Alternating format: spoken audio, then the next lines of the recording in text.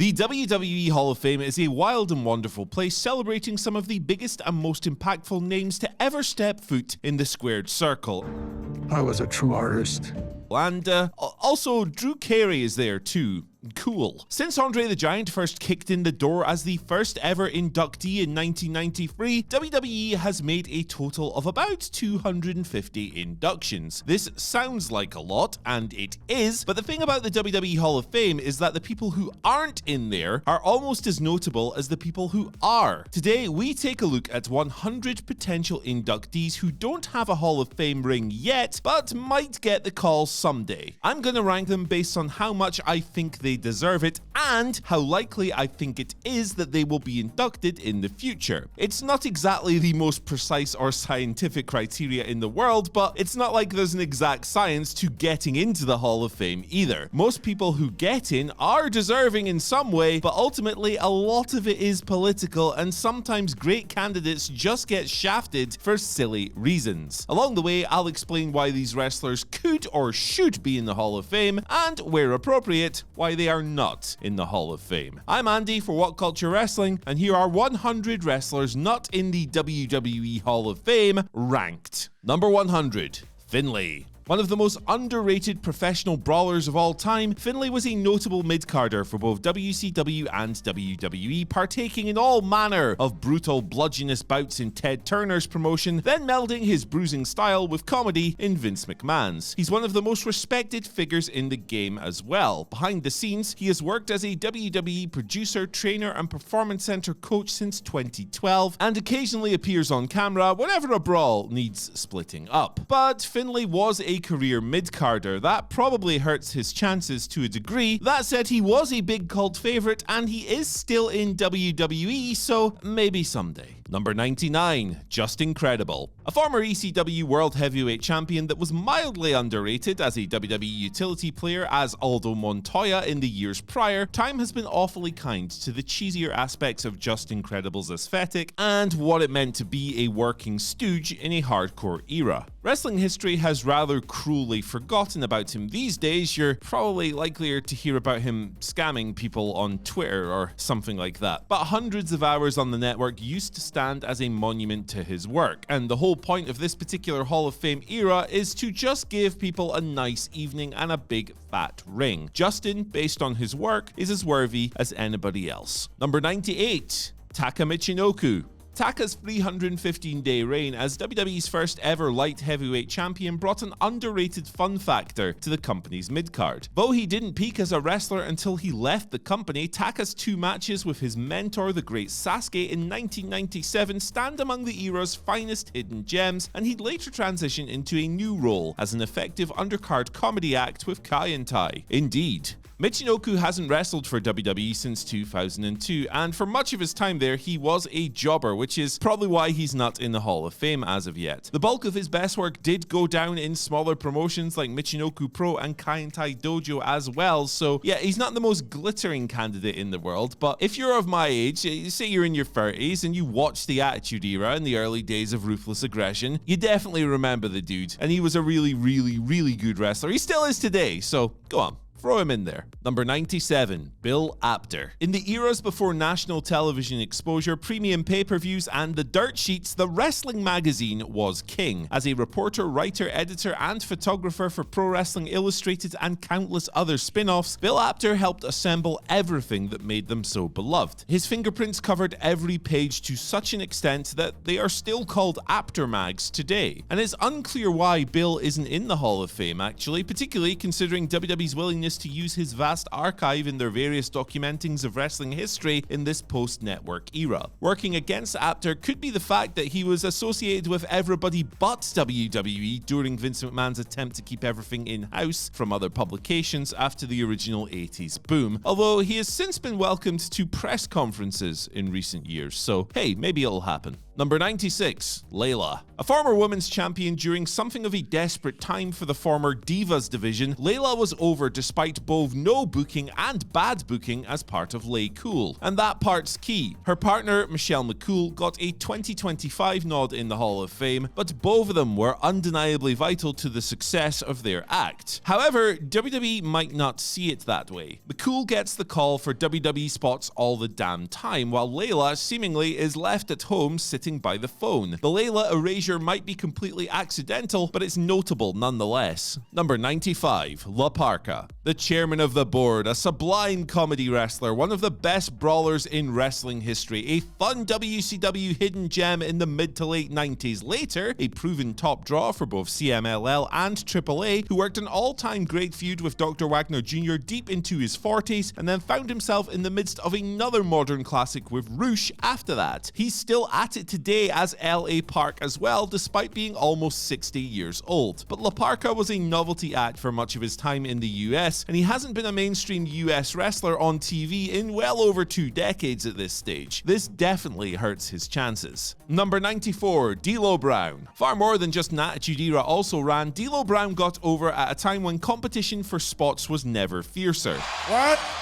Exuding confidence as a heel, he subsequently became lovable as a babyface as well, with his good to great in-ring game lost to the banter-filled programs he often found himself trapped in at the expense of something more meaningful. D'Lo's WWE career unfortunately collapsed after a tragic running powerbomb gone wrong that rendered Darren Drozdov a quadriplegic. It wounded D'Lo's self-belief as a worker and tarnished any future potential as a top liner. WWE might not want to revisit this, and the sad event is a sad reminder of one of wrestling's worst case scenarios. Number 93, Jacques Rougeau. A prolific worker and trainer over several decades, Rougeau assembled a better CV than several people who are already in the Hall of Fame, thanks to his ability to make the best of Vince McMahon's cartoonish creations. The fabulous Rougeaus, the Mountie, and the Quebecers were all bizarrely brilliant at times, thanks in part to Jacques' fantastic comedic timing. Working against him is that notable trainee Kevin Owens doesn't exactly speak highly of Rougeau, and while that may not carry much weight on its own terms, it could be reflective of a wider disregard towards his abilities from the decision makers. Number 92, Jose Lothario. The late great Jose Lothario is a wrestling Hall of Famer outside of WWE thanks to his enormous popularity in Mexico and as well as part of Houston wrestling throughout the 1970s and 1980s. He's known to younger fans through the prism of Shawn Michaels' first WWE Championship run, though HBK himself wasn't particularly positive about that at the time. Jose seems like a shoo-in for a legacy induction in this era of WWE batch processing elder statesmen, but he seems trapped as a new generation footnote until then. Number 91, Too Cool. It's easy to forget just how popular Scotty 2 Hotty and Grandmaster Sexay were in their prime. One of the Attitude Era's foremost babyface tag teams, they were only champions once, but would routinely blow roofs off of the arena whenever their music hit. And yeah, their hip-hop dancing gimmick looks a little bit goofy through a modern lens, but their overness was impossible to deny. The only reason I can't think for WWE not inducting them yet is the nature of Brian Christopher's personal issues before he sadly passed away. Brian, unfortunately, had been arrested for driving under the influence and evading the police shortly before his passing, and ultimately died by suicide while imprisoned. A terribly sad story, and one that WWE might not want to draw attention to.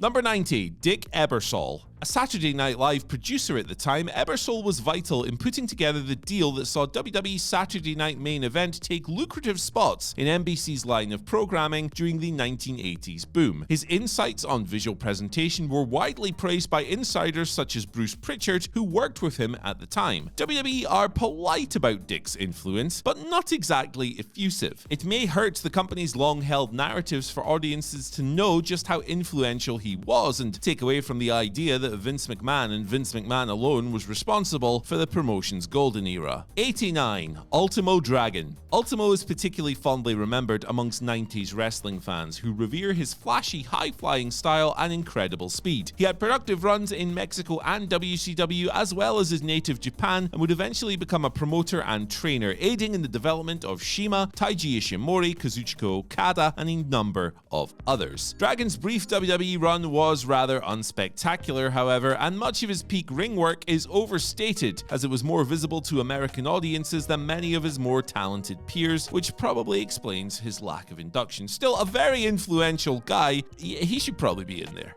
88. Jack Tunney. In real life, Tunney was a respected promoter in Canada in and outside of WWE's auspices. In kayfabe, Tunney was one of the organization's best ever authority figures. He was, for the most part, a still point in the turning World Wrestling Federation, rather than the talking props that followed him in later years. Tunney's 1995 exit was mired by ill feeling when the company closed the Toronto office and freed him of any further duties. His 2004 passing wasn't acknowledged on television, though this could have been more of an oversight than a cold statement of WWE's indifference towards him. Either way, Jack, who absolutely should be in the Hall of Fame, is still in the cold. Number 87. Dick Murdoch. This one is a doozy. Murdoch was an excellent brawler, technician, and a top-level bumper and seller famous for his ability to adapt to any situation, be it singles or tags. His resume isn't the most glittering in terms of titles if you value that kind of stuff, but his body of work is extremely strong, and on ability alone, you could definitely make the argument for him. But, and this is an iceberg-sized but,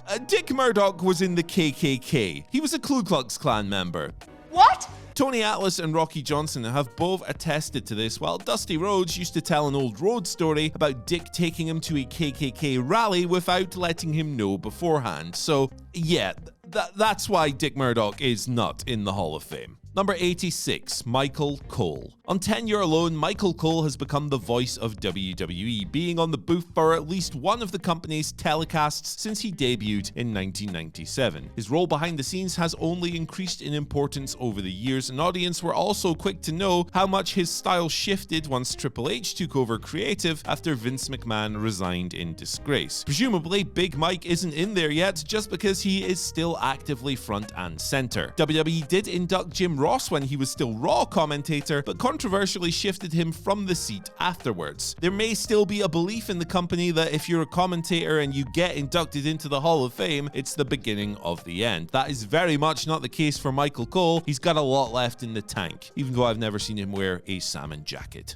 Number 85. Shane Douglas. Shane Douglas's star burned briefly but with blinding brightness at the very height of ECW fame. There were few voices as vital as his in North America at the time, with both WWE and WCW still trapped in reductive creative and commercial nadirs. The franchise is also considered one of the great Paul Heyman smoke and mirror creations, and there is a bit of merit to that. Long on the outside of WWE's walls after a disastrous 1995 run as Dean Douglas, he set up opposing events when the company relaunched ECW in the mid-2000s, and has worked for just about everybody but the market leader since his acrimonious release. 84. Aja Kong. Kong's name is a staple in two greatest of all time debates, monster heel and women's wrestler. She is an all-timer in both categories and has now wrestled into her 50s without losing a sliver of her incredible aura. She is an awesome, imposing force of nature with an incredible resume more than worthy of any wrestling Hall of Fame. But she also isn't the kind of wrestler that WWE typically inducts. Although Kong briefly wrestled for WWE in its barely breathing women's division in the mid-90s, the vast majority of her work has taken place in Japan, where she was a major star for All Japan Women's Pro Wrestling and many others. Most recently in North America, she has AEW on her resume as well rather than WWE. Now, that might not be a complete deal breaker, but it could knock her down the queue in favor of others. Number 83. Raven. What about him? What about Raven? Scott Levy's finest creation was an iconic emblem for ECW in the 90s, mostly thanks to his enduring rivalry with Tommy Dreamer. A complete reinvention despite the audience's comprehensive knowledge of his past, the gimmick was powerful enough to engage even the smartest of marks. Later, he was a fixture in the impossibly fun WWE Hardcore division as well, engaging in memorable brawls with Kane and the Big Show at WrestleMania 17 and later Rhino. But Levy has also been front and center of several lawsuits against WWE over royalties, talent welfare, and other things since departing the organization in 2002. This was probably enough to leave him out of every ECW tribute show WWE has ever held, and is probably still prohibitive here as well. Number 82, Baron von Raschke. The Baron spread fear across the territory. A standout amateur wrestler and US Army serviceman, before entering this wild business, he took on a controversial German character to capitalize on lingering post-war anxieties, sending a gimmick originated by Karl von Hess and Hans Schmidt to new prominence. But the gimmick is also probably what stops him. In everything but name, Baron von Raschke's wrestling character was an Nazi. The guy drew heat with goose-stepping, swastikas, and other things that WWE definitely isn't going to want to show during footage while having a Hall of Fame ceremony. Let's be honest. Number 81, Crash Holly.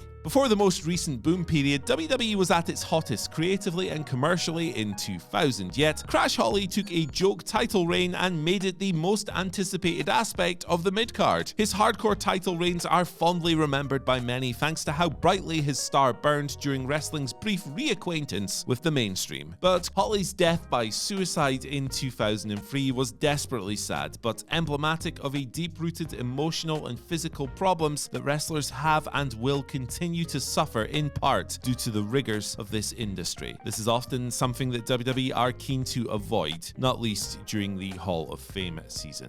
Number 80, The Sandman. A great in-ring technician he was not, but the Sandman is an emblematic ECW figure who epitomized the cult promotion's 90s success, which is worth more than any amount of neat transitions between headlocks and hammerlocks could ever be. His ring entrance is one of the greatest of all time. The kendo stick is an iconic weapon in part thanks to him, and his blue-collar past as a construction worker made him an incredibly easy person to root for. The Sandman may not have known an abdominal stretch from an armbar, but he's an extreme hero. On the other hand, his WWE run was rather underwhelming, and that probably holds him back a little bit because it's the WWE, not the ECW Hall of Fame.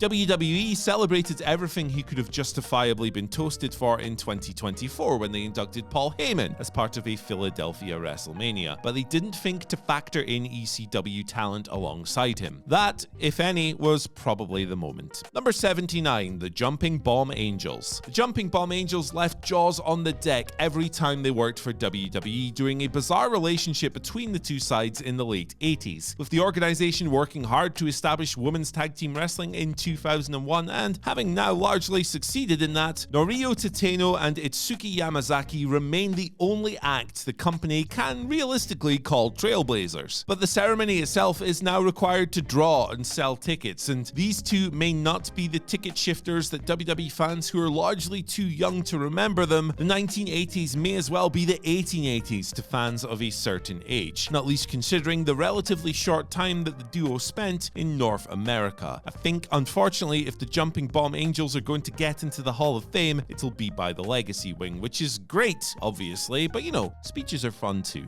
Number 78, Ahmed Johnson. Ahmed Johnson was a memorable mid-card force in the 1990s with a tremendous look and featured in on-air rivalries with the likes of Farouk that were very prominent at the time. The Pearl River Plunge was an awesome finisher, and there was a time at least where it looked like Vince McMahon was gonna send Ahmed to the stratosphere. But he was never the most complete wrestler in the world, to say the least. However, he definitely made a mark. In talking about WWE and his departure in recent years, however, Johnson has explicitly said that he saw a few racist things going on prior to leaving, suggesting that even 20 plus years later, the relationship between the two sides might not be all that great. Number 77, the Brooklyn Brawler. The Brawler should be in the Hall of Fame because jobbers are awesome, and Steve Lombardi is probably the greatest jobber of all time. Brawler was with WWE from 1983 until he was finally released from his contract in 2016. On top of that, him and Kai and Tai actually beat Triple H on an episode of SmackDown as well, which in hindsight is very, very funny. But WWE don't typically induct career jobbers, even those with indelible links to the company's increasingly well-minded history. Number 76. Rick Martel. Rick Martel was a superb character worker for WWE in the 1980s and early 90s. A rare case of being over enough to carry an angle, but recoverable enough to serve a utility role. He had an outstanding career either side of his runs as Strikeforce and as the model, and this particular gimmick was part of the company's DNA during its original boom period. But unfortunately, Martel's legacy has largely been forgotten by WWE, and given how little they lean on characters like the model whenever they're doing their nostalgia footage runs, a Hall of Fame induction seems very unlikely. 75. New Jack.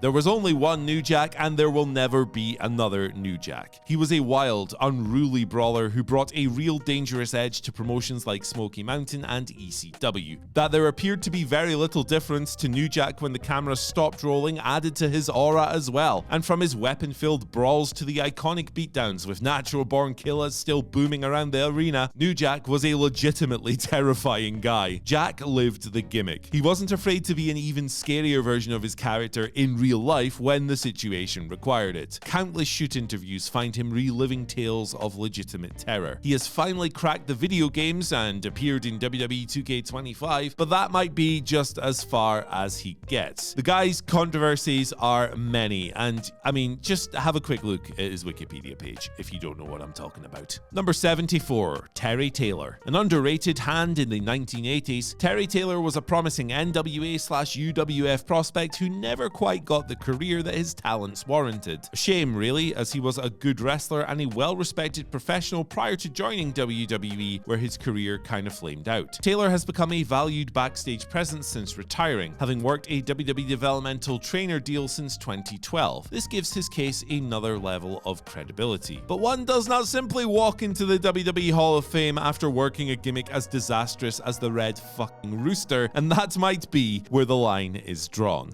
Number 73. Dean Malenko. The man of 1,000 holds was no joke until Chris Jericho made a funny punchline out of it and Vince McMahon read the strong silent type as a James Bond trait, casting Malenko as an ill-fitting ladies' man later in his WWE run. But Dean was a silky smooth technician and is fondly remembered as one of the finest mechanics of his era. In this case, familiarity may have undermined fondness. Malenko effortlessly switched over to a producer's role following his quiet retirement and was part of the furniture for many years in WWE. Much like his on-screen persona, he possibly moves a little bit too quietly to gain the recognition required for an induction. Malenko has also worked for AEW since 2019, which might still be a sticking point. 72. Bruce Pritchard. Managerial savant, creative guru, podcasting pro, Bruce Pritchard has worn a number of hats throughout his career in the business, though his ability to talk his own legacy up has always been one of his biggest strengths. Nonetheless, Pritchard played a big televised role as Brother Love. He was also one of Vince McMahon's most trusted aides for a long time, and would later change the podcasting game with Something to Wrestle, the success of which likely brought his WWE return. The state of WWE Raw between 2018 and mid-2022, however, remains a strong argument against Bruce being inductive. His creative popped at one point in history, but it speaks volumes that WWE is in a much better place today when his role isn't as prominent. Number 71. Bad News Brown. Bad News Brown, or Bad News Allen everywhere else he worked, was the original anti-hero before the fan base was willing to embrace it. A shit-talking beast who enjoyed his work, Brown was a believable badass and a totally different type of heel compared to the screaming villains that he used to share his space with. But Brown passed away from a heart attack at 63 years old in 2007, an era where wrestlers from that time were dropping at an all-time alarming rate. With too few people to vouch for him and his very demise from a period that the company are pretty keen to erase, he is something of an accidental pariah, even in passing. Number 70. Taz. One of the foremost beneficiaries of Paul Heyman's masterful booking he may have been, but Taz was a very good wrestler in an ECW main event scene that wasn't always stuffed with such performers. He was extremely over in his prime, particularly in New York City, where he'd eventually star in an awesome WWE debut at Royal Rumble 2000, choking out the previously undefeated Kurt Angle. Later, he transitioned into a long-term role in Vince McMahon's announce booth as well. But sadly, Taz was already beaten up and broken down physically by the time he arrived in WWE, with the bulk of his best work going down in ECW. On top of this, whether or not he'd even want to be inducted remains to be seen. Number 69. Joey Styles. Joey was the voice of ECW and a man who revolutionized the concept of a one-man announce booth. His high-pitched, "Oh my god!" soundtracked many an iconic moment and eventually became iconic itself, although his WWE run wasn't as productive as he may have hoped. Sorry, I've just realized how bad that "oh my god" was. Oh my god! Is that better? Let me know in the comment section. Joey has never been shy of rocking the apple cart and was relegated to a webcasting role for the last 4 years of his tenure under WWE's umbrella. On top of this, he was fired from the WWE-affiliated Evolve promotion for going off script with a crass joke in 2016, effectively sending him into retirement. Number 68, Santino Marella. Santino was often a bright light during one of WWE's darkest creative periods. His brand of goofiness rarely put him in positions of prominence, but in amongst the on-the-nose stupidity, there were moments of hilarious genius. His near misses in the 2011 Royal Rumble and 2012 World Heavyweight Title Elimination Chamber speak to the affection that fans had for his persona. Comedy wrestling, good comedy wrestling, is underappreciated and unfancied by supposedly serious institutions like the WWE Hall of Fame, however. Santino may also be deemed a little bit too recent, even though the Hall of Fame's loose rules have neglected such precedent in recent years. Perhaps, however, with Santino and WWE both working with TNA these days, there's still a chance. Number 67. The Weeknd. Musically speaking, The Weeknd is now Mr. WrestleMania. His music has soundtracked every single show of shows between 2020 and 2025. Nobody has ever had a run quite like that, and realistically, nobody probably ever will. Currently, however, he is probably a little bit too current and a little bit too tied into keeping WWE contemporary to be placed amongst the elder statesmen of the industry in the Hall of Fame. And also, look, music is one of the most subjective things in the world. The Weeknd has made a lot of WrestleMania songs, but Limp Bizkit aren't in the Hall of Fame and they had the best WrestleMania song of all time, guy. What's going on here? Number 66. Bad Bunny. The necessary quality of the average celebrity wrestler has rocketed over the years, resulting in some of these special attraction matches actually stealing the show from underneath the full-time wrestlers. Bad Bunny has typified that trend. He is the best one, and with a strong debut at WrestleMania 37, a terrific cameo in the otherwise abysmal 2022 Royal Rumble, and a WrestleMania main event-sized entrance and match against Damian Priest at Backlash 2023, this guy has a decent catalogue, and he loved it seemingly as much as Puerto Rico loves him. That he isn't in the Hall of Fame is probably down to recency. Standards and rules don't exist, but if they did, his generational Backlash showing would actually supplant about 20 people who are already in the Hall. Bad Bunny rules, and I can't wait till he wrestles again. He's much better than Logan Paul. Number 65, Ken Shamrock. WWE's first true MMA crossover star, Ken Shamrock had an aura and an intensity to him that could not be taught in a developmental territory. The world's most dangerous man was WWE's most fitting nickname. Although he was never a true WWE World Title contender, Shamrock was presented as a man who could beat anybody on his day, and he always had good matches with The Rock in particular. Dave Meltzer has previously reported, however, that WWE have no interest in inducting Shamrock, despite the former Intercontinental Champion reaching out to them on a number of occasions. Maybe this has changed now that he is under a Legends contract, but there's no sign of a Hall of Fame induction for old Ken. Number 64, King Kong Bundy. Bundy's WrestleMania 2 main event with Hulk Hogan isn't a classic, but not just anybody got that kind of money spot at the original height of Hulkamania. Later on, Bundy was a good feeder heel under Andre the Giant in the years that followed, and he is certainly a very memorable monster figure in wrestling history, and also a great member of the bald community. Unfortunately, he wasn't the most well-liked amongst some of the people he worked with, although that has not stopped several other people getting in. Ultimate Warrior. His part in the 2016 concussion lawsuit against WWE before his 2019 passing probably holds a little more weight in this case. Number 63, the Nation of Domination. Loosely inspired by the Nation of Islam and the Black Panthers, the Farouk-led nation quickly carved a strong identity in WWE, and their stable provided an early platform for a host of mid-carders who went on to enjoy big careers like Mark Henry, D'Lo Brown, and a number of others. They later provided refuge for some guy called The Rock after his Rocky Maivia run had bombed. I want your soul. But Rock aside, the Nation were, for the most part, a stable of mid-carders, and the Great One's successes didn't come until after the stable had dissolved. Nonetheless, I would definitely put them in the Hall of Fame. And when he gives his speech, it'd be pretty cool to hear Ron Simmons say something other than damn on WWE TV for a change. Number 62, Hardcore Holly.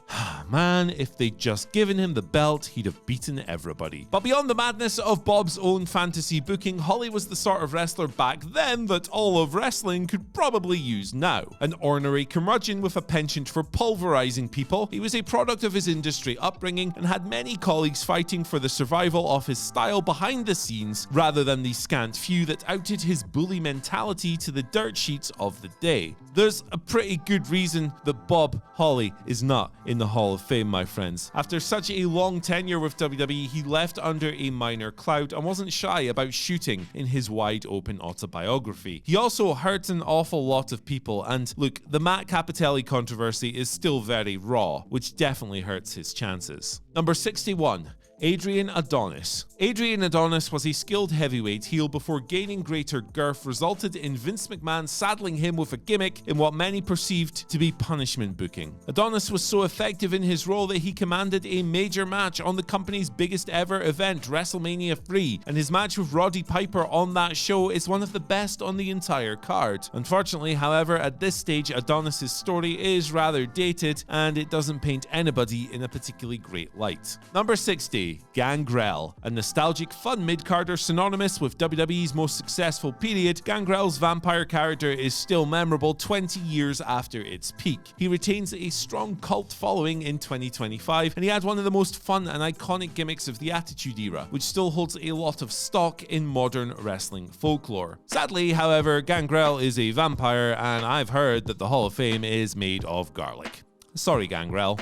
Number 59, Shane McMahon. He is the best in the world and the hardest man alive, but flippancy aside, Shane has been on and off WWE television for the best part of 3 decades. He has continually taken countless risks that just didn't need to be taken, starred in all manner of high-profile stunts, put his body on the line, if you will, and maintained a steady level of popularity for the duration. Shane has had his critics, but he has made sacrifices. Also, nepotism. It just isn't Shane's time yet when it comes to the Hall of Fame, especially since his unceremonious last appearance at WrestleMania 39. You've still got it. And then his leg snapped. Poor guy. Don't expect Shane to be inducted into the Hall of Fame until after he has absolutely positively hung the Jordans up, whether that's in WWE again or, bizarrely, AEW. Number 58. Stephanie McMahon. Hooray!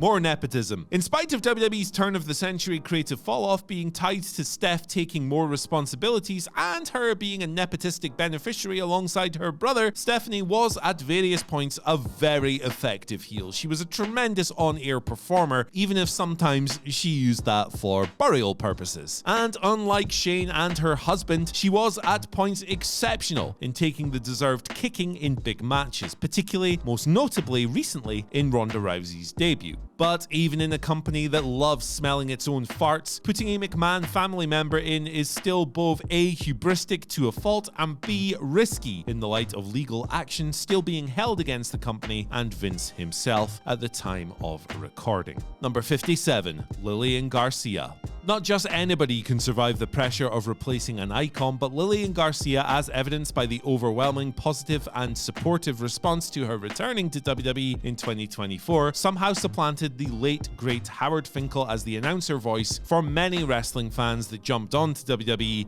at the time. Ring announcers, however, fall dangerously low down the priority list when it comes to Hall of Fame ceremonies, let alone when WWE is giving out the historic award. But Lillian is back in the company these days, so hey, maybe she does make it in there someday. She's certainly got an iconic voice, and her work is absolutely timeless. Number 56, Adrian Street. Street popularized flamboyant wrestling gimmicks long before Goldust was even a thing. This exotic grappler was a tremendous heel, riling up crowds with an outrageously attired gimmick that was unlike anything else in the sport at the time, and nobody has ever executed the character type so well. Not Dustin Runnels, and not Rico Constantino.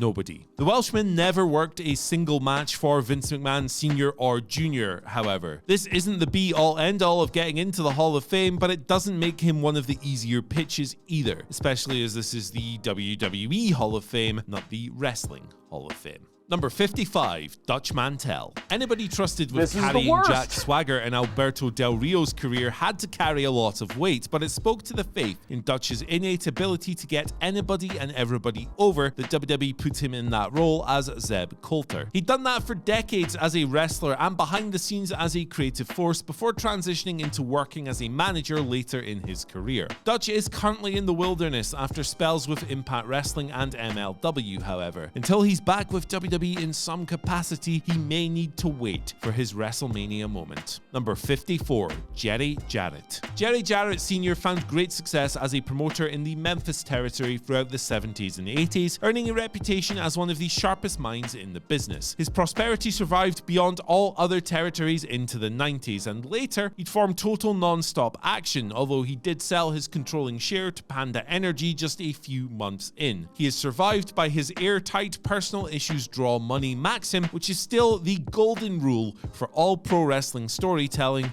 to date. Jarrett also spawned the greatest worker in the history of this business as well, so hey, shoutouts to Jeff. WWE, however, probably don't love the commonly held belief that Jerry was the man to lead the charge if Vince McMahon would have gone to prison in 1994. It's a big part of Jerry's story with the company, but it doesn't jive with their closed shop mentality. Number 53. Ole Anderson, a legendary curmudgeon and grumpy dude. Younger fans know the late Ole Anderson more for his infamously venomous shoot interviews than what he actually accomplished between the ropes. Regardless, this original Four Horsemen was an outstanding worker, particularly in tag bouts, and an all-time great promo. His 1980 heel turn on Dusty Rhodes is one of the best in wrestling history, and he brought a tough, gritty style to the table, the likes of which you simply do not see anymore. But the thing about Ole Anderson is that Ole Anderson hated everybody and everybody hated Ole Anderson. He was a legendary bridge burner who has cut shoot promos on just about every single person he ever worked with. His Georgia territory was also one of the very first that Vince McMahon screwed over when going national. So hey, maybe it's a little bit understandable why Ole was this way, but something tells me he isn't getting a posthumous induction anytime soon. Number 52, Sid. The late and often bizarrely great Sid's gifts were of the physical variety only, but all of them held water with promoters. He was constantly in demand because of his incredible look and charisma, and although he only ever really held the WWE title as a placeholder, he certainly didn't look out of place in that role. Time has trivialized his title runs rather than enhanced them with nostalgic warmth. Sid is perceived by many as part of the product's problem if he was on top, rather than the breath of fresh air he was to so many, which is really cruel because he definitely should be in there. Number 51, Manami Toyota.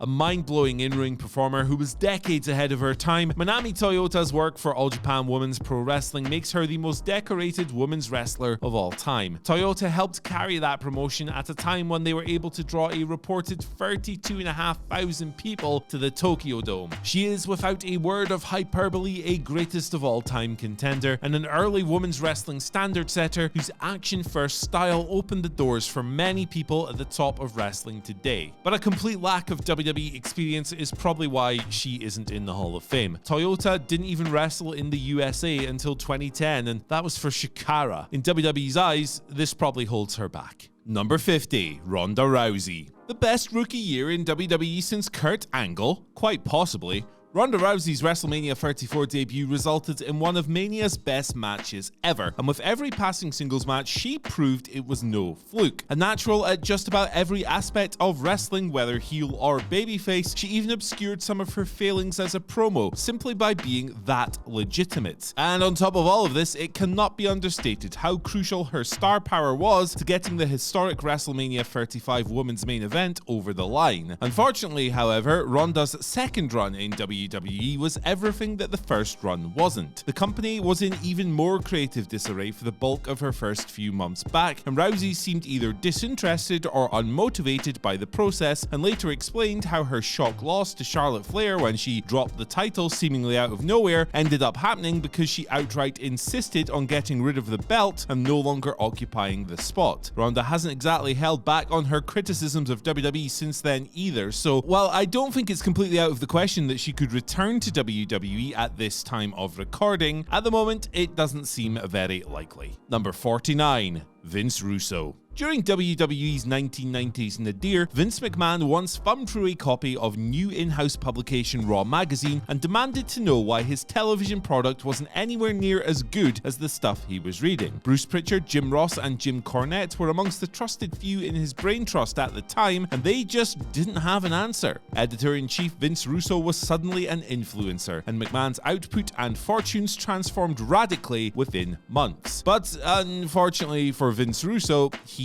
is Vince Russo, and almost everything that has happened to his career since leaving WWE goes against him. His WCW and TNA creative runs were frequently dreadful, and as an on-air talent, he was completely obnoxious in all the wrong ways. In recent years, as a pundit, he has miraculously maintained an audience despite spitting out some of the dumbest wrestling takes of all time, so let's leave him where he is. Number 48. Magnum TA. Ahead of a near-fatal car accident in 1986, Magnum TA was considered by many to be the industry's next breakout star. Several transformative years with Jim Crockett Promotions made him the guy to topple Ric Flair and give the Southern States their own Hulk Hogan.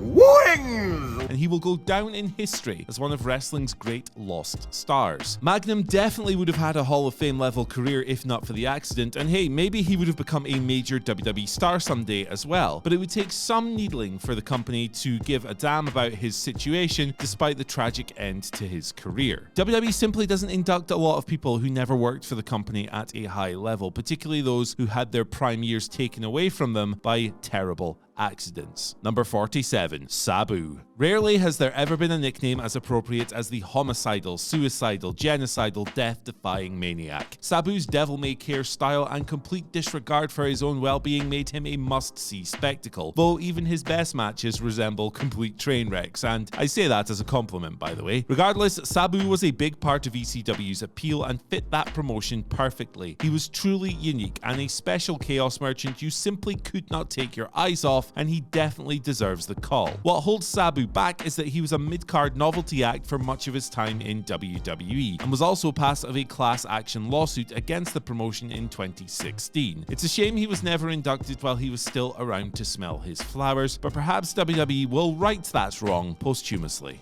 46. Floyd Mayweather Jr. Listen, brother, Floyd Mayweather drew a house. WrestleMania 24 was sold on the strength of seeing one man, Ric Flair, call it quits, and another man, Floyd Mayweather Jr., run the ropes for the very first time. Neither of these were in the main event, but there was no question which two matches brought the punters in, and in both cases, each man over-delivered on expectations when the bell rang as well. I imagine Floyd isn't in the hall because WWE simply hasn't gotten round to it yet, or maybe the fact that his best and brightest bits involved AEW's Paul White? It's unclear either way, and he may eventually get the nod if WWE elect to pay tribute to the Orlando show on one of its anniversary years in the future. Number 45. Earl Hebner. Few referees became famous, let alone infamous, but Earl Hebner did both as one of the most recognizable middlemen in company history. Away from his role in the Montreal Screwjob, Hebner was loved by the wrestlers themselves, an underrated stamp of approval that those of us on the other side of the barrier can never fully understand. What I do understand is his Twitter account, however, and that alone, to me, should mean he's in the Hall of Fame. Earl and brother Dave were thought to be company lifers with WWE until their bizarre 2005 firing. The duo were found flogging official WWE merchandise out the back of a car without permission, and although they have worked in many different places since then, it has never been with the Fed. Number 44. Victoria. One of several pioneer figures from a whitewashed era in women's wrestling, Victoria was persistently let down by WWE's miserable treatment of its quote-unquote divas, despite persistently trying to put actual wrestling back on the agenda. Administration is probably what's keeping her out of the Hall of Fame at this point. It feels as though the company are are only willing to induct one woman per year, so she might have to keep on waiting. I imagine her time will come before long, however. Number 43, Bam Bam Bigelow. One of the greatest big men in industry history, Bam Bam Bigelow left a firm footprint on the new generation thanks to years of hard graft on the mid-card and an excellent WrestleMania carry job of ex-NFL star Lawrence Taylor. Bigelow's 2007 passing came after years of radio silence from WWE on his legacy, however. That he died of an accidental overdose at just 45 is something the company would rather keep quiet than have remembered as well, and I personally think it's a real shame that incidents like this prevent the company from celebrating wrestlers' legacies. And on top of this, I also believe that when a wrestler is as significant as Bam Bam, WWE just needs to cast these things aside. Bigelow should not be defined by his tragic ending or his worst moment. He was an incredible wrestler and he deserves his spot. Number 42,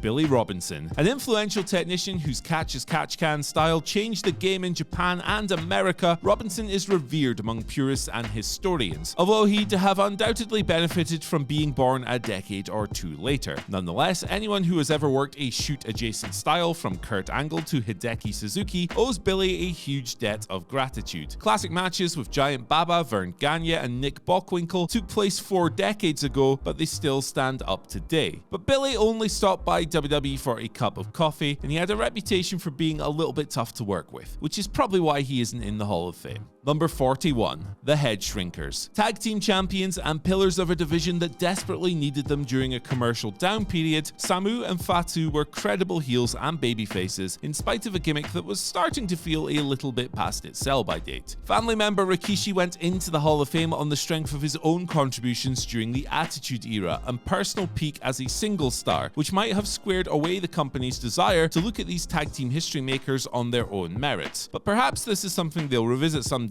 given the newfound prominence of the Bloodline storyline over the past 5 years or so. Number 40, William Regal. A perennial fixture on any most underrated list worth its bandwidth, William Regal was a brutal technician whose career's progress was hindered only by personal demons. Nonetheless, he was a mid-card success for both WCW and WWE, a major influence on younger generations of wrestlers, and now in retirement, he has forged a new role in talent development and recruitment, and occasionally popping up and going "War Games" every now and then. He was never a true WWE main eventer, but Regal will almost certainly make his way into the Hall of Fame as soon as the company finds space for him. He is, after all, back working with WWE today after a very wonky spell with AEW and very much a Triple H guy. The man's man will have his day, I guess. Number 39, Brock Lesnar. Brock Lesnar hit WWE like a wrecking ball, quickly compiling one of the company's most impressive rookie years ever in 2002. His first run ended acrimoniously, but he was even more impressive when he returned in 2012, having ended The Undertaker's legendary WrestleMania streak and scored multiple world title reigns along the way. In truth, he may have been a tad overpushed towards the end of his run there, but Brock was a unique freight train of a wrestler with bags of highlight moments and undeniable skill. Now implicated in the Janelle Grant lawsuit against WWE and Vince McMahon, Lesnar is PR poison for a company that is still trying to push forward with a new era separate from the old one. In my eyes, WWE should probably never bring him back for the Hall of Fame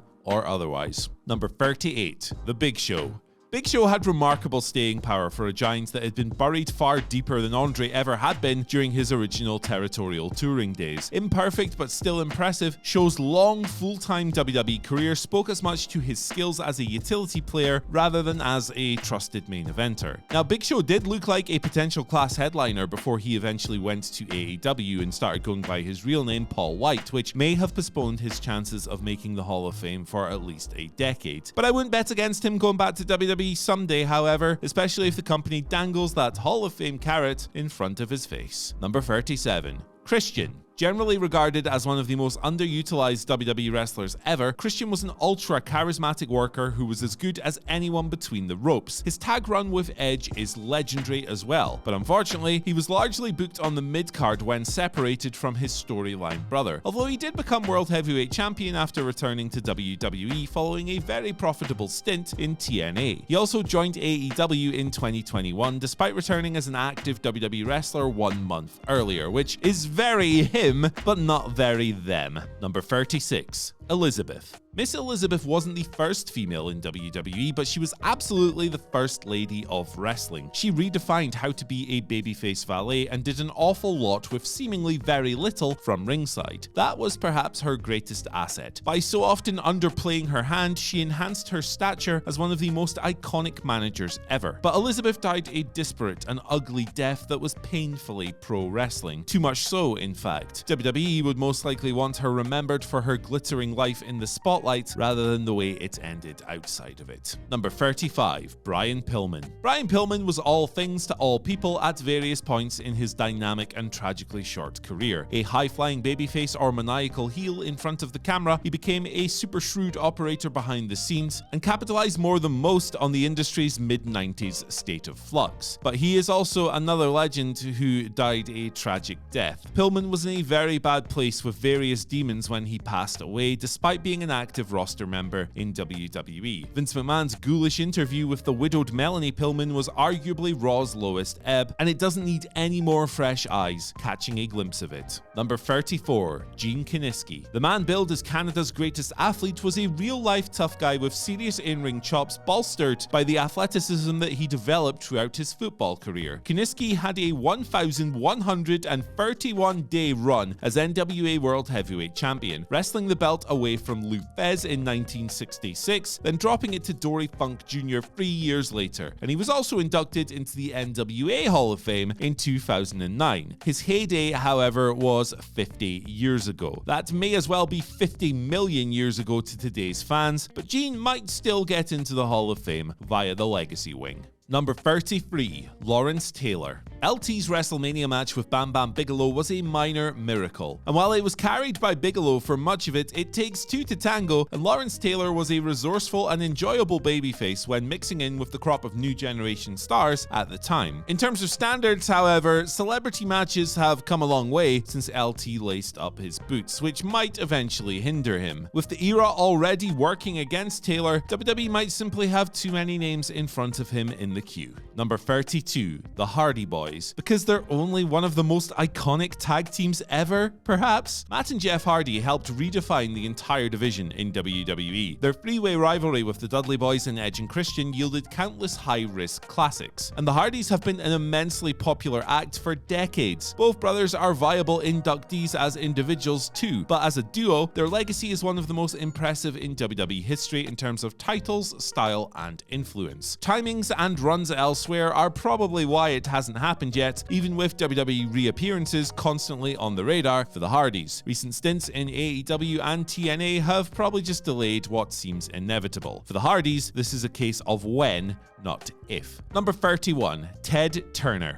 Ted Turner loved having pro wrestling in his programming package. His loyalty to WCW and eventual thirst for toppling Vince McMahon ensured the safety of the promotion during its darkest days, and the enrichment of it during its unexpectedly prosperous ones. Vince McMahon, however, didn't exactly shy away from his dislike of billionaire Ted when they were both at war, but effectively became a different version of him in his own right in the end. Vince might be gone now, but I can't imagine that Triple H, who learned everything he knows about wrestling promoting from his father-in-law, thinks a whole lot differently. Number 30, The Destroyer. Dick Baer was a huge cross-cultural star in Japan, where his matches with Riki Dozan and Toyon Bore remain among the most watched TV shows in Japanese history, drawing ratings of 64.0 and 50.1 respectively, which, thinking about them in 2025, is completely mental. Celebrity status aside, the Destroyer was a hugely influential wrestler both as a heel and a technician, and is widely considered amongst the greatest masked wrestlers ever, and on top of that, he delivered in-ring masterpieces with wrestlers as diverse as Giant Baba, Mil Mascaras, and Antonio Inoki. But although the Destroyer should be a no-brainer in any non-gimmicked Hall of Fame, he is hindered by his lack of WWE tenure. Number 29, The Midnight Express. A decorated tag team for the NWA and Southern Territories during the 1980s, the Midnight Express were as dynamic in the ring as they were at the box office, thanks to a gripping and seemingly never-ending rivalry with the Rock and Roll Express. Ricky Morton and Robert Gibson were both inducted by Cornette, and it's time for the Midnights to get their turn as well. But all of the above doesn't mean a whole lot to a WWE tag team historian that might have more Road Dogg tapes to watch. Now, this does say a lot more about the person who'd rather watch Road Dogg matches matches than the masterworks of Bobby Eaton, Stan Lane, and Dennis Condrey, but it is what it is. Number 28, Marty Jannetty. So much more than just the other rocker, Marty Jannetty was an ultra-skilled technician and as reliable between the ropes as he was reckless on the town. His career veered between brilliant and banter, but on his best day, he was every bit as electric as his more famous tag team partner. Problematic social media posts aside, it almost destroys WWE's narrative, however, if they celebrate Marty's exploits. He has been a punchline wrestler from people who don't know ball for so long that the truth seems a distant memory, and WWE would have to find a way to undo that before inducting him into the Hall of Fame. Number 27.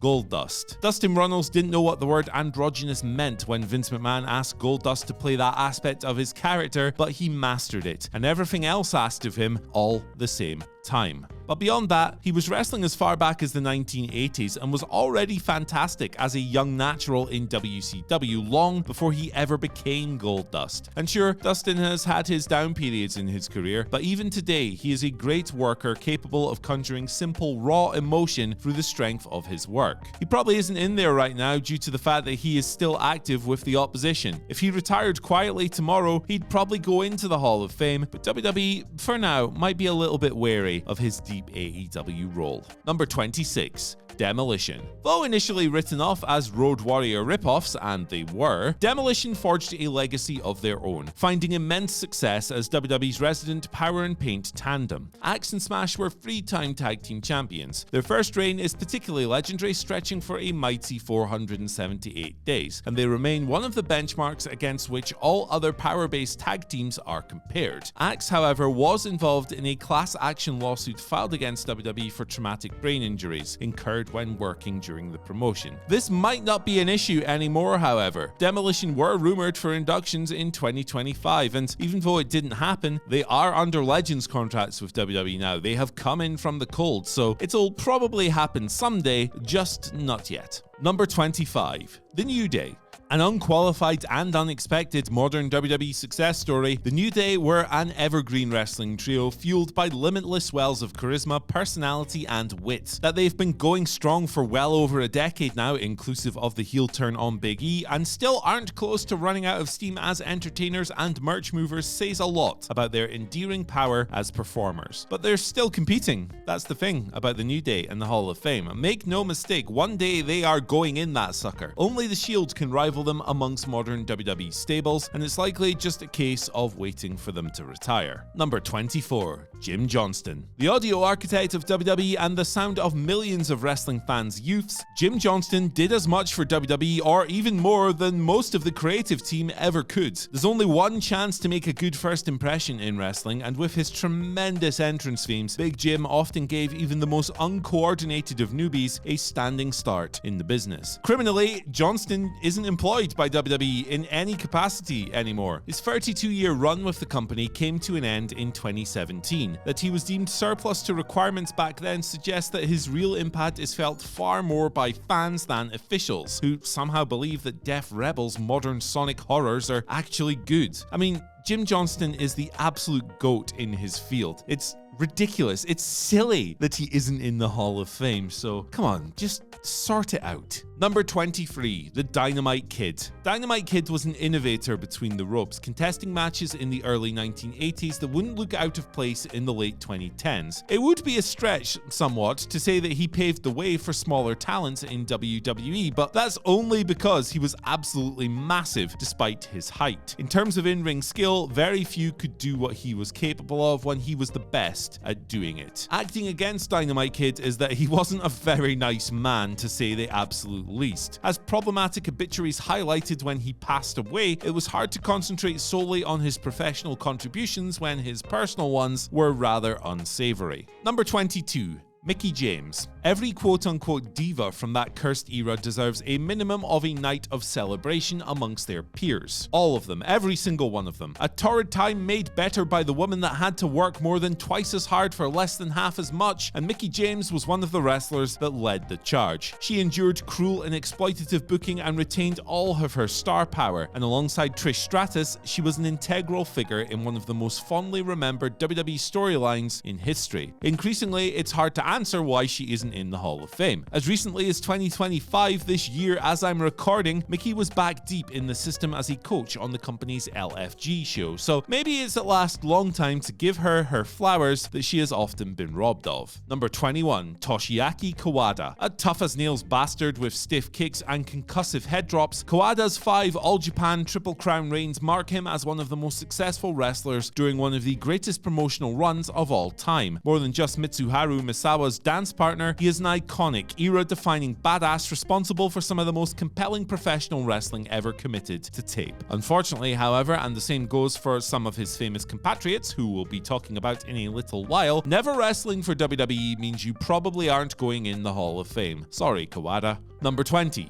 The Shield. They are the greatest stable in modern WWE history, and really one of the best groups that the sport has ever seen. Each member is a former world champion, each of them has earned as much success in the singles ranks as they did as a group, and each of them, in their own way, managed to create the change they wanted to see in both reality and kayfabe. The Shield are as close to a deadlock as you will find anywhere, with one small caveat. Multi-time AEW champion Jon Moxley, also a top draw for that company, might be a little bit too entrenched in the opposition right now for a Shield induction to come true. One day, when that's less the case, they are definitely going in.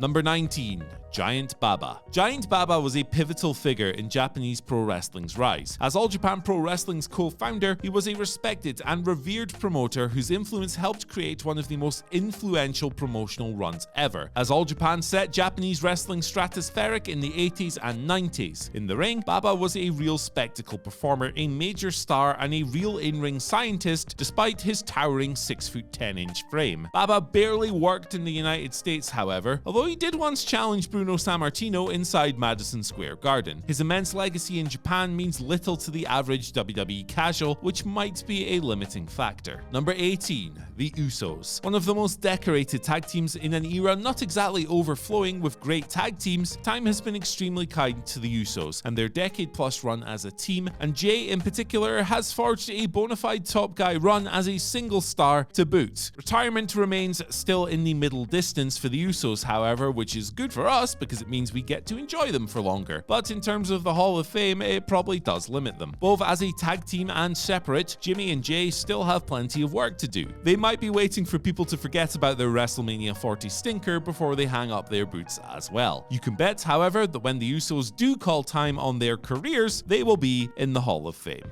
Number 17. Sable. Sable was a legitimate draw in her prime. Her popularity greatly outstripped husband Mark Mero, whom she was supposed to be managing at the time, and this led to WWE making her a megastar in her own right. Only a small handful of male wrestlers could match Sable as a draw in her prime, even though that prime only lasted for a couple of years. So what's holding Sable back then? 2 words: women's revolution. Rena Mero will always be a symbol of the regressive traits supposedly washed away in the current era, and she did attempt to sue the company for $110 million back in the day. That probably holds her back as well. Number 16. Kenta Kobashi. The definition of babyface fire, Kenta Kobashi is one of the greatest and most influential wrestlers of all time. Pro Wrestling Noah's top guy throughout its formative years, the purest good guy of All Japan's legendary 4 pillars, and innovator between the ropes, Kobashi had an industry-best work ethic and commanded immense support wherever he wrestled. He is one of the greatest of all time, but just like Kawada, he never wrestled for WWE, which by the parameters of WWE's Hall of Fame means he probably isn't going in. Number 15. Sami Zayn. A modern-day Mick Foley with added Bryan Danielson seasoning, Sami Zayn is all things to all people within WWE, capable of being the babyface beating heart of any story, while also being a ridiculously charming heel. The 2020s WWE boom is often placed in the lap of the Bloodline, but the success of the Bloodline could very easily be placed in the lap of Sami Zayn. While not always directly at the core of that storyline, he is one of the big reasons it heated up in the first place, so give him his praise. But Sami is still very much active, and WWE doesn't like to accidentally age out their full-timers. Plus, he'd also have to share Hall of Fame consideration with number 14, Kevin Owens. As with his friend turned enemy turned friend turned enemy turned friend turned enemy forever, Sami Zayn, Kevin Owens has become a 5-tool player for WWE, surviving the creative nadir years to become as vital a wrestler as he is narrative glue. A laundry list of great and diverse matches, a couple of iconic WrestleMania main events, and the safest bet in just about any role, Owens is a modern day great. In 2025, it's as if Owens somehow still hasn't finished building his legacy. Time works differently to how it did in the past. The likes of Hulk Hogan, Steve Austin, Shawn Michaels, and CM Punk managed full decades in their major WWE runs, but KO will breeze past those and others while somehow still feeling box fresh. Here's hoping he's able to overcome his current neck injury and get back in the ring before he does get inducted. Number 13. Chyna. Innovative and intoxicating alongside Triple H long before he'd actually gotten over, Chyna was the missing piece of his puzzle and a brand new prospect entirely on her own terms. Unfortunately, Chyna's lack of Hall of Fame induction is mired in politics and pettiness. Triple H claimed in a 2025 interview with Steve Austin that the ninth wonder of the world's pornographic post-WWE films were a little too easy to find on Google for her to be considered for the Hall of Fame, but her tragic passing in 2016 was the first point at which the company's stance appeared to start softening. DX's induction in 2019 was either a soft launch to a solo entry or the only token gesture that Chyna will ever get. Number 12. Batista. Evolution's Animal was an effective powerhouse and a major star in his prime, anchoring many a main event angle throughout his time around the world title picture. The Triple H feud is absolutely legendary. He was one of The Undertaker's best opponents as well. Batista was an incredible heel on top of this, and although his failed 2014 comeback might hurt his legacy in some fans' eyes, that ultimately will not matter. Big Dave pulled out of the 2021 induction ceremony due to a clash of schedules. He will be back. Give me what I want! Number 11. Chris Jericho. In reality and kayfabe, Jericho has done everything. He is a multi-time champion of every single belt, a superb utility babyface and heel, and an instant main eventer on experience and versatility alone. He had one of the most iconic WWE debuts ever before embarking on a long, successful run that brought him to the very top of the mountain. Jericho's AEW affiliation might be holding him back, given how closely associated with Tony Khan's promotion he has been since 2019. Regardless, I don't think we should rule out Chris Jericho going back to WWE someday, perhaps with a Hall of Fame induction as the sweetener. Number 10. Bryan Danielson. The American Dragon is the most influential independent wrestler of all time. This probably wouldn't come into consideration for the Hall, even though it should. That aside, Bryan is a 5-time world champion for the company, one of the most effective characters in modern WWE history, a genuine greatest wrestler of all time contender, the star of a game-changing organic fan uprising in the Yes movement, and a thoroughly nice chap to boot. Bryan seemingly chose to end his career in AEW rather than WWE, however, and although he is the sort of affable guy to not ruffle feathers doing something like that, this politically might prove to be an obstacle. Number 9. Mitsuharu Misawa. The most influential Japanese wrestler of his era, Misawa was on top of All Japan at a time when the company was at its most cutting edge in the ring and really was the most influential wrestling company in the world, becoming the most effective ace figure in wrestling history. His walkout to form Pro Wrestling Noah effectively sparked All Japan's demise as well. In the ring, he was the ultimate stoic badass, a master seller, and an innovator. No list of the greatest wrestlers of all time is complete without his name somewhere near the top. But again, WWE simply do not honor many wrestlers who never worked for them. And on top of this, Misawa literally died in the ring.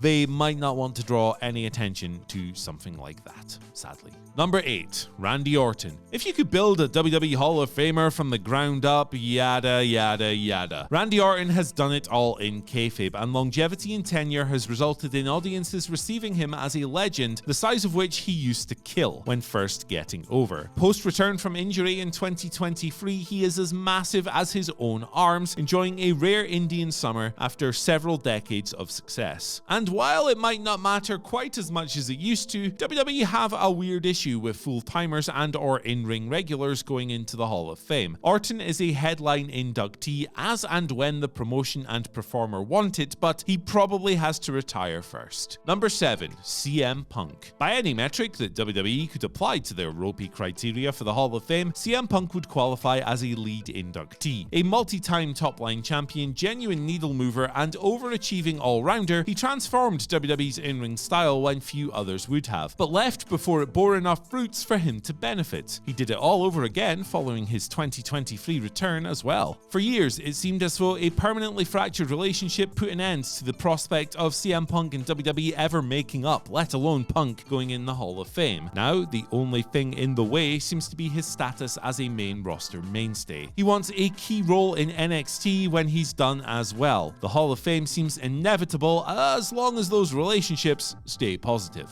Number 6. Sean Waltman. For 2 decades, Sean Waltman was one of the best wrestlers in the entire world and a human litmus test for other people coming in to WWE. As the 1-2-3 kid in WWE, he was a future-proof firecracker, completely reinventing the wheel and reframing the narrative for smaller stars. As Six and X-Pac, he was a bothersome bastard, bringing brilliance and banter alike as part of the NWO and D-Generation X. But Waltman has turned down a solo induction before, and this would have made him a three-time inductee alongside his existing spots in DX and the NWO. It seems that ultimately he doesn't want to go in on his own, even though his own career definitely warrants it. Number 5. The Four Horsewomen. Bayley, Sasha Banks, Becky Lynch, and Charlotte Flair will all go into the WWE Hall of Fame as single stars, but the off-screen NXT alliance alone justifies placement right now. 6 years on from TakeOver Brooklyn and the Curtain Call, and 5 from the role model being the last to make it to the main roster, they remain the beginning, middle, and end on all conversations on WWE Women's Wrestling. Banks becoming Mercedes Moné in AEW is probably a petty but enormous obstacle for WWE, however. Also, the mere suggestion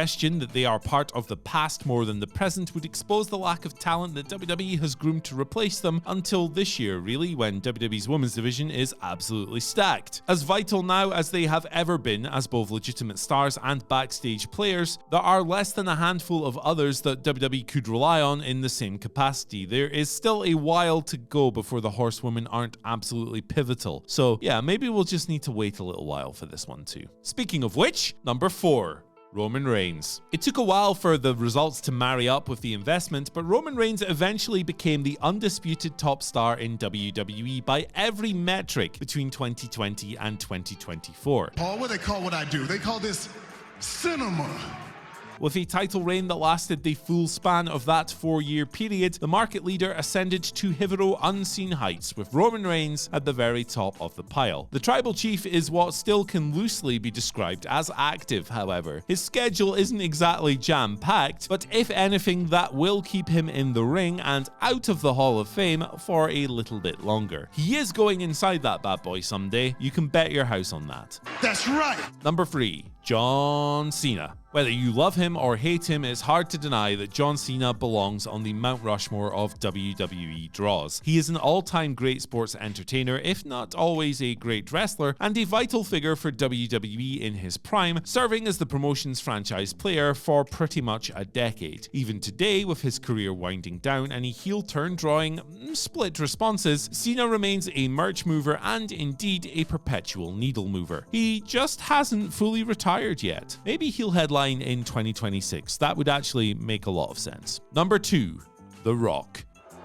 Take a look. The most charismatic pro wrestler of all time, the biggest cross-cultural mainstream celebrity WWE has ever produced, a legitimate Hollywood star, a 10-time world champion, a major Attitude Era draw, an iconic character, and a tremendous ambassador for the sport as a whole. Of course, The Rock belongs in the Hall of Fame. Look at this, it's perfect! Chicago is perfect! Dwayne Johnson's induction likely depends on the big man waiting for a gap in his busy schedule. He's also one of the last few big-name headliners for WWE to throw in there, so it's likely they are holding back on The Rock until they truly need him. And number 1, Owen Hart. Owen Hart was one of the best of his or any generation, and amassed a catalogue of matches and promos big enough to fill multiple Hall of Fames before his desperately tragic and avoidable passing in 1999. Owen was a brilliant professional wrestler and television character with countless classics on his resume, including his WrestleMania tilt with Brett, which to me stands as one of the best WWE matches ever, even to this day. But Owen Hart will never be in the WWE Hall of Fame for a reason that trumps every other argument. The wife and children that he is survived by simply do not want it. His widow, Dr. Martha Hart, has at various points been wrapped up in legal wrangling with WWE, and she has founded a charity in Owen's name that works alongside AEW for their tournaments every year. She simply does not want her late husband's name to be associated with WWE, so given the nature of Owen's death, I think this goes far and above anything wrestling related, and ultimately, it should be respected.